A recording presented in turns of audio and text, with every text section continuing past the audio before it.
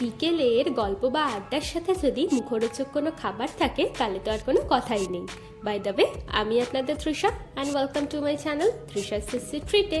আর আজকে আমি বানাচ্ছি মুড়ি মাখা বা ঝাল মুড়ির রেসিপি। তাহলে চলুন শুরু করা যাক।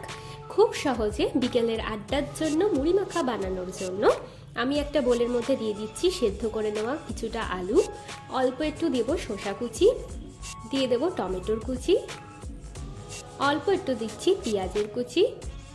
এবার এর মধ্যে দেবো অল্প একটু কাঁচা ছোলা, এটা অপশনাল, আপনারা দিতেও পারেন আবার না দিতেও পারেন। এবার দেবো স্বাদ মতো লঙ্কা কুচি, অল্প একটু ধনেপাতার কুচি, দিয়ে দিচ্ছি স্বাদ মতো লেবুর রস, স্বাদ মতো দেবো নুন, অল্প একটু এবার মেশাবো বিট নুন, দিয়ে দেবো পরিমাণ মতো চানাচুর, আর দিয়ে দিচ্ছি মুড়ি। এবার এই সব কিছুকে আমি খুব ভালো করে মেখে নেবো। আর মেখে নিলেই কিন্তু আমাদের মুড়ি মাখা বা ঝালমুড়ি একদম রেডি। এর মধ্যে যদি আপনারা তেল, সর্ষের তেল, আম মাখার তেল, যা ইচ্ছা তেল ব্যবহার করতে পারেন, আমি এখানে তেলটা ব্যবহার করিনি।